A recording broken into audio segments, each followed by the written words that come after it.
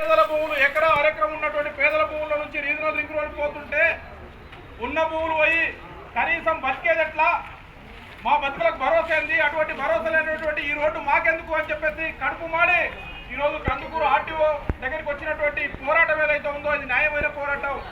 మనమేం గొంతమ్మ కోరికలు కోరట్లేదు. రేవంత్ రెడ్డి ప్రభుత్వం మమ్మల్ని దయదర్శి మాకు ఎకరో 2 ఎకరాలు ఇవ్వని చెప్పేసి అడగట్లేదు, మా కుటుంబాన్ని కాపాడమని అడగట్లేదు, మా కుటుంబాల ఉసురు తీయకు అని చెప్పేసి అడుగుతున్నాం, మా భూములు కాపాడాలని అడుగుతున్నాం. మా భూములు కాపాడేదాని కోసం కదా నువ్వు ముఖ్యమంత్రి అయింది, మా భూములు కాపాడేదాని కోసం కదా నువ్వు ఎమ్మెల్యే అయింది. మరి ప్రజల కోసం ఎన్నుకున్నటువంటి, ప్రజల ద్వారా ఎన్నుకున్నటువంటి ఎమ్మెల్యే ఎందుకు రావట్లేదు? కసిరెడ్డి నారాయణ రెడ్డి కనీసం జనం దగ్గరికి వచ్చి ఇది మేలు జరుగుతుంది, మీ మేలు కోసం చేస్తున్నాం అని చెప్పేసి ఎందుకోసం చెప్పట్లేదు? మనకు కసిరెడ్డి నారాయణ రెడ్డి సమాధానం చెప్పాల్సిన అవసరం ఉంది. ఇలా కసిరెడ్డి నారాయణ రెడ్డి అనుకుంటాడు నాకేం పోతుంది, నా భూములు వదలేవు, నా అనుచరుల భూములు వదలేవు, నా లీడర్ల భూములు వదలేవు, నాకు కోట్ల రూపాయలు ముడుపులు చెప్పేటువంటి రియల్ ఎస్టేట్ వ్యాపారుల భూములు వదలేవు, పేదల భూములే కదా పోతే ఏందని చెప్పేసి అనుకుంటున్నామేమో. ఈ పేదలని కోటేసింది నీకు బటర్ఫ్లై సిటీ శేషగిరిరావుని కోటయ్యలా, హరీష్ రావు ఓటేయలేదు, తీగల కృష్ణారెడ్డి ఓటేయలేదు, కొత్త మనోహర్ రెడ్డి ఓటేయలేదు. ఇంకా చెప్పుకుంటా పోతే జైపాల్ రెడ్డి అత్తగారు నీకు ఓట్లేసిరో లేదో ఎవరికి తెలియదు. కసిరెడ్డి నారాయణ రెడ్డి అర్థం చేసుకోవాల్సింది ఈ ప్రజలే, ఇక్కడ గోడు నేడుస్తున్నటువంటి ప్రజలే కదా నిన్ను ఓట్లేసి గెలిపించింది. కసిరెడ్డి నారాయణ రెడ్డి వస్తే కొంత మేలు జరుగుతుంది, మా కుటుంబాలు కొంత అభివృద్ధి అవుతాయని చెప్పేసి అనుకుంటే వాళ్ళ నోట్లో మట్టి కొట్టేటువంటి పద్ధతుల్లో వాళ్ళ భూములే గుంజుకున్న తర్వాత మరి వాళ్ళకి ఎక్కడ అండ ఆధారం ఏంటి? కనీసం అటువంటి రైతులకి ఎక్కడ కూడా ఒక నమ్మకాన్ని కల్పించే పద్ధతుల్లో ఎందుకు ముఖం సాటేస్తున్నావు? ఎందుకు దొంగలాగా దింకపోతున్నావు? ఈ రోజు కూడా మొత్తం రీజనల్ రింగ్ రోడ్ ఉద్యమం ప్రారంభించి దాదాపు 10-15 రోజులు అవుతుంది.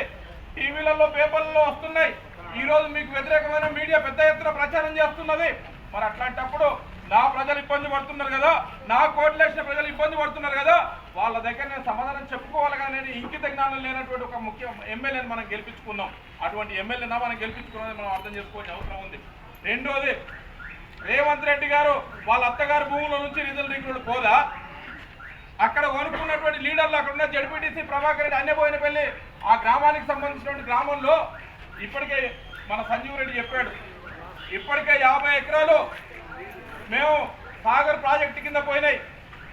ఆ తర్వాత ఇండి లిఫ్ట్ ఇరిగేషన్ ద్వారా 150 ఎకరాలు మా ఊరి భూములు పోయినాయి. మళ్ళీ రీజనల్ రింగ్ రోడ్ పేరుతో 150 నుంచి 200 ఎకరాల భూములు గుంజుకునే ప్రయత్నం చేస్తున్నారు. మరి మొత్తం ఊర్లో ఉన్నటువంటి రెవెన్యూ అంతా పోయినాక, ఊర్లో ఉన్న భూములు మొత్తం పోయిన తర్వాత మరి ఆ భూములు లేపేస్తే అయిపోతుంది, ఊరినే లేపేస్తే అయిపోతుంది కదా. ఊరును లేపేటువంటి చరిత్ర రేవంత్ రెడ్డికి, కాసిరెడ్డి నారాయణ రెడ్డికి మిగులుతుంది కదా. మరి అటువంటి ప్రయత్నం చేయండి. ఆ ప్రజల్ని భూస్థాపితం చేసి ఆ ప్రజల భూములు గుంజుకొని ఆ ప్రజల్ని కడుపు కొట్టేసి మీరు ఏదో పాపం గడుపుకునే దానికోసం ప్రయత్నం చేస్తారు అనుకుంటాం. ఇది కుదరదు అని చెప్పి చెప్తున్నాం. రెండోది, 3 అలైన్మెంట్లు ఎందుకు మారినాయి?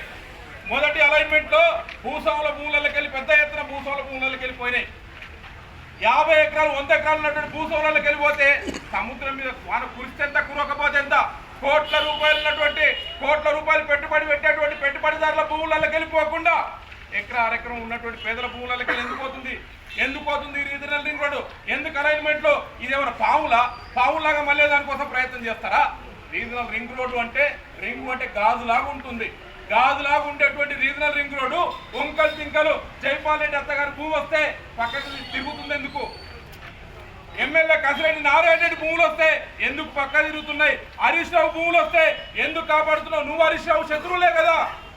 మరి రీజనల్ రింగ్ రోడ్ కాడికి వచ్చేసరికి నువ్వు హరీష్ రావు ఎట్లా మిత్రులు అవుతారు? అంటే మీరు దొంగలంతా ఒకటే పేదోళ్ళే పిచ్చోళ్ళ, పేదోళ్ళ భూములు గుంజుకునే దానికోసం ప్రయత్నాలు చేస్తున్నారా ఏంటో మీరు ఆలోచించుకోవాల్సిన అవసరం ఉంది. కాబట్టి రాజకీయ నాయకులు ఎవరి శత్రులు కాదు, శాశ్వత శత్రులు కానీ శాశ్వత మిత్రులు కానీ ఉండరు. వాళ్ళంతా ఒకటే కేటగిరీకి సంబంధించినోడు.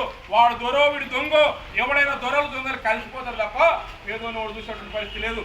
పేదల భూముల నుంచి పెద్ద ఎత్తున వాళ్ళ భూములు గుంజుకునే ప్రయత్నం చేస్తే రైతు సంఘంగా పెద్ద ఎత్తున పోరాటానికి సిద్ధమవుతున్నాం. అంచెలంచెలుగా పోరాటం చేస్తున్నాం. ఎంఆర్ఓ ఆఫీసులో ముట్టడి కార్యక్రమం అయిపోయింది. ఎంఆర్ఓ ఆఫీసుల దగ్గర రస్తా రోకలు అయిపోయినాయి. ఇప్పుడు ఆర్టీఓ దగ్గరికి వచ్చాం. ఆర్టీఓ తర్వాత నెక్స్ట్ ప్రోగ్రామ్ ఎక్కడ ఉంటుంది? ఎక్కడ పెడతాం? మొత్తం జిల్లాను మొత్తం ప్రభావితం చేసేటువంటి పద్ధతుల్లో కలెక్టర్ ఆఫీస్ ముట్టడి చేసేదానికోసం ప్రయత్నం చేస్తాం. ముట్టడి ఆమనగల్లు మొదలుకొని ప్రభుత్వానికి కనువిప్పు కావాలంటే ఆమనగల్ నుంచి పాదయాత్ర చేసి కలెక్టర్ ఆఫీస్ వరకు ముట్టడి చేసేదానికోసం ప్రయత్నం చేయాలా. రైతులందరినీ కలిసేదానికోసం ప్రయత్నం చేయాలా. న్యాయమైన పోరాటంలో కలిసి వచ్చేది మొత్తం ప్రజల్ని కలిసి రావాలా. ఈ ప్రజలే కాదు, రేపు పొద్దుగల సర్పంచ్ ఎన్నికలు వస్తున్నాయి. ఎవరి దగ్గర ఎంచుకుంటారు? మన దగ్గరికి రారా? మన దగ్గరికి వచ్చే లీడర్లు ఈరోజు ఎందుకు రారు? మన పోరాటానికి ఎందుకు కలిసి రారు? నా భూమి పొద్దుంటే నేనే ఏడుస్తుంటే నువ్వు నవ్వుకుంటా కూర్చుంటావా?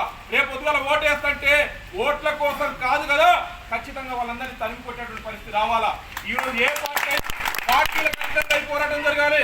ఇక్కడ ఒక పార్టీలో ఈ పార్టీ ఆ పార్టీ అనేది కాదు. ఇప్పుడు ఒక మన ఎంపీడీసీ లక్ష్మీ గారు మాట్లాడారు. సిపిఎం పార్టీ కాదు ఇక్కడ వచ్చింది, ఓన్లీ రైతు సంఘం మాత్రమే వచ్చింది. మేము కోరుతున్నాం ఏంటంటే అన్ని పార్టీలు రావాలి. సిపిఎం పార్టీ వాళ్ళు రావాలి, కాంగ్రెస్ పార్టీ వాళ్ళు రావాలి, బీజేపీ పార్టీ రావాలి, టీఆర్ఎస్ పార్టీ రావాలి.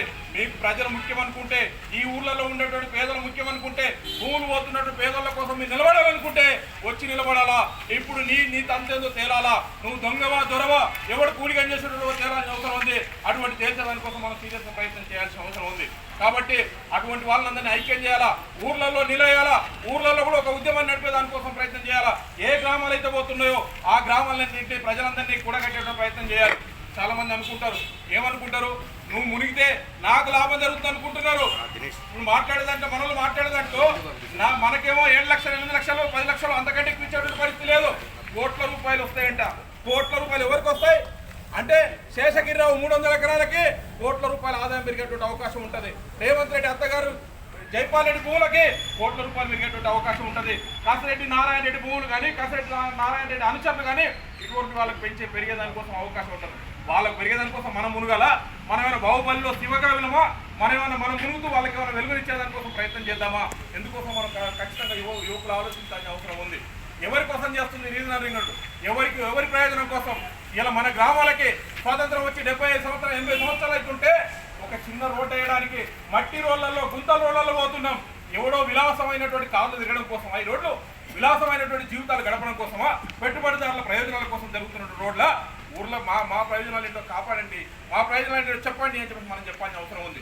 రెండోది ఎక్కడ జరుగుతుంది? నువ్వెక్కడో రీజనల్ రింగ్ రోడ్డు అనేటువంటిది అలైన్మెంట్ పేరుతోటి నువ్వు మ్యాప్లలో చూపెట్టుకుంటే నా దగ్గరికి రావా? నా ప్రమేయం అవసరం లేదా? నా భూమి పోతున్నప్పుడు నన్ను అడగానే బాధ్యత ఉంది. నోటీసు ఇవ్వాలా, కనీసం గ్రామాల్లో గ్రామ సభలు పెట్టాలి. గ్రామ సభలు పెట్టకుండా, నోటీసులు ఇవ్వకుండా, నాకు ఎటువంటి సమాచారం ఇవ్వకుండా నా భూమి పోతుందంటే ఎవడప్ప జాగిరి? ఇది నీ అప్పల జాగిరి కాదు, ఇది పేదల జాగిరు. పేదల భూమికి వస్తే తల్లి కొట్టే రోజులు వస్తాయని చెప్పేటువంటి దానికోసం ఎక్కడ తెలుసు కదా. రేవంత్ రెడ్డి తోక ముడుచుకున్న సందర్భం తెలియదా? నీ కాన్స్టిట్యున్సీలో లాగాచార్లలో ఫార్మా ఇండస్ట్రీ పెడతామని చెప్తే ప్రజలంతా తిప్పట్లాడిన సందర్భం తెలియదా? ఈరోజు రేవంత్ రెడ్డికి అది గుర్తు రాకుండా ఉన్నాడా? తన కాన్స్టిట్యున్సీలో తన ఊరు ఇక్కడే ఉంది కదా, కల్వకుర్తి నియోజకవర్గంలో. మరి కల్వకుర్తి నియోజకవర్గం ప్రజలు తిప్పట్లాడి కొట్టే పరిస్థితి వచ్చేస్తే ఎక్కడ దాచుకుంటావు? ఏ ప్రాంతంలో ఉంటావు? ఎట్లా ఉంటావు అని తెలుసుకోవాల్సిన అవసరం ఉంది. కలెక్టర్ ఆఫీసే కాదు, ముఖ్యమంత్రి ఇల్లు ముట్టడి కార్యక్రమంలో జరుగుతుంది. ముఖ్యమంత్రి ఇంటి ముట్టడి కార్యక్రమంలో కోసం ప్రయత్నం చేయాలి. కాబట్టి చెప్తున్నాం, ఏదో ఆషామాషిగా జరుగుతున్న పోరాటం కాదు, ఏదో ఉడత ఊపుల్లాగా జరిగేటువంటి పోరాటం కాదు. ఈ పోరాటం ఆకలి పోరాటం, కడుపు మాడుతున్న పోరాటం.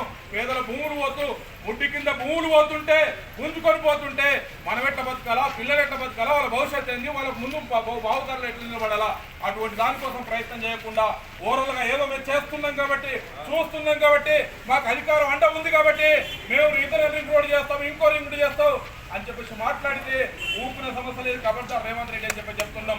కాబట్టి కాసిరెడ్డి నారాయణ రెడ్డి అయినా, రేవంత్ రెడ్డి అయినా, రేవంత్ రెడ్డి ఇక్కడ నుంచి రాష్ట్రం పర్యటనకు పోతున్నా, మన దగ్గర నుంచి నార్కర్నూలు పోవాలన్నా, కొడంగల్ పోవాలన్నా, ఇంకో దగ్గర పోవాలన్నా భవిష్యత్తులో రేవంత్ రెడ్డి పోయేటువంటి కారు మార్గంలో అడ్డుకునే దానికోసం ప్రయత్నం చేయాలా. ఎవరు కూడా వెనకెళ్ళొద్దు. ఏమైతే మహా అంటే కేసులు అయితే జైల్లోకి వెళ్తాం. జైలు కొత్త కాదు, కేసులు కొత్త కాదు, అరెస్టులు కొత్త కాదు, లాఠీ దెబ్బలు కొత్త కాదు. జీవితమే పోతుంటే ప్రాణమే పోతుంటే ఈ లాఠీ చార్జీల కోసమా, ఈ కేసుల కోసమా బతుకు పోతుంటే, బతుకు అవకాశాలు పోతుంటే ప్రాణం అంటే ఒక లెక్క లేదు. అటువంటి ప్రాణాన్ని మనం కాపాడుకునే దానికోసం ఎవరికో భయపట్టి ఊడిగం చేసేదానికోసం ప్రయత్నం చేయాల్సిన అవసరం లేదు. ఖచ్చితంగా పేదల మీద మీకు ఒకటే చెప్తున్నాం, మీకు మేము అండగా నిలబడతాం. మీ పోరాటంలో అన్ని రకాల కలిసి వచ్చి పోరాటాన్ని మద్దతు చేసేదానికోసం, ఈ పోరాటాన్ని ఉధృతం చేసేదానికోసం రీజనల్ రింగ్ రోడ్ అనేటువంటి ఒక తప్పుడు ఆలోచన ఏదుందో ప్రభుత్వం విరమించుకునే దానికోసం మనం ప్రయత్నం చేయాల్సిన అవసరం ఉంది. లేదు అంటే ఒకటే రేవంత్ రెడ్డి మాట ఇవ్వాలా, రేవంత్ రెడ్డి ఒకటే మాట ఇవ్వాలా, నా అత్తగారు భూముల నుంచి భూమి పోతుందని ప్రకటించాలా, శేషగిరిరావు భూముల నుంచి భూమి పోతుందని చెప్పి ప్రకటించాలా, హరీష్ రావు భూముల నుంచి పోతుందని చెప్పి ప్రకటించాలి. కాసిరెడ్డి నారాయణ రెడ్డి త్యాగం చేయను, ఒక ఎమ్మెల్యే కదా, కోట్ల రూపాయలు ఉడిగం చేసి నేను మీ ప్రాంతాన్ని ఉద్ధరిస్తామని చెప్పినావు కదా, నువ్వు చెప్పు, ఒకటే మాట చెప్పు. రీజనల్ లింక్ రోడ్ మేము ఇవ్వడానికి సిద్ధమవుతాం. 100 ఎకరాల భూమి నీకు ఉంది కదా, పేదోడు భూమి ఎక్కడ పోతుందో నీ ఊర్లో ఇచ్చాయి, నీ భూములలో ఇచ్చాయి. అటువంటి భూములు ఇస్తే మేము ఇవ్వడానికి సిద్ధంగా ఉన్నాం. లేకుండా నీ భూములు కాపాడుకొని మా భూముల్లో ఎటువంటి మంటలు చితి మంటలు పెట్టాలంటే ఊపినటువంటి పరిస్థితి లేదు. అటువంటి దాన్ని మనం ఎక్కడ కూడా అంగీకరించాల్సిన అవసరం లేదు. రెండోది, మనం ఆర్టీఓ ఆఫీస్ దగ్గర ఉన్నాం. ఆర్టీఓ గారికి ఒకటే రిక్వెస్ట్ చేస్తున్నాం, ఆర్టీఓ గారు మీరు అధికారులుగా ఉండే అధికారులు మాలాంటి పేదోళ్ళని కాపాడితే దండం పెడతాం. మీ ఇట్లాంటి ఆఫీసర్ మాకు ఉందని చెప్పేసి అనుకుంటాం. కానీ మీలాంటి వాళ్ళే మా భూములు కబ్జా చేసేదానికోసం ప్రయత్నం చేస్తే, ఇట్లాంటి తప్పుడు సర్వేల కోసం మీరు ఉషగొలిపితే రానున్న కాలంలో ఖచ్చితంగా మేము అధికారులు కూడా నిలయడానికి ఎంకపోం. అటువంటి దానికోసం మీరు సిద్ధం కావాల్సిన అవసరం ఉంది. రానున్న కాలంలో రీజనల్ రింగ్ రోడ్ అనేటువంటిది, రీజనల్ రింగ్ రోడ్ అనేది బలిసినోడి కోసం జరుగుతున్నటువంటి రీజనల్ రింగ్ రోడ్, పక్కోడి కోసం పేదోడి కోసం జరుగుతున్నటువంటి రింగ్ రోడ్ కాదు. అటువంటి రింగ్ రోడ్ను మనం వ్యతిరేకించాల్సిన అవసరం ఉంది. అలైన్మెంట్ పేరుతో మమ్మల్ని మోసం చేస్తే ప్రాణాలకు సైతం లెక్క చేయకుండా పోరాటానికి సిద్ధమవుతాము. దానికి రైతు సంఘం ఎర్రజెండా మీకు అండగా ఉంటుంది. ఈ పోరాటంలో మీరు అంతా కలిసి వచ్చిన మీ అందరికీ పేరున ధన్యవాదాలు తెలియజేస్తూ, అట్లాగే మీడియా మిత్రులు, పోలీస్ మిత్రులు కూడా కందుకూరు పోలీస్ మిత్రులు కూడా మనకు పెద్ద ఎత్తున సహకరిస్తున్నారు. వాళ్ళకు కూడా ప్రత్యేకంగా ధన్యవాదాలు తెలియజేస్తూ సెలవు మిత్రులారా.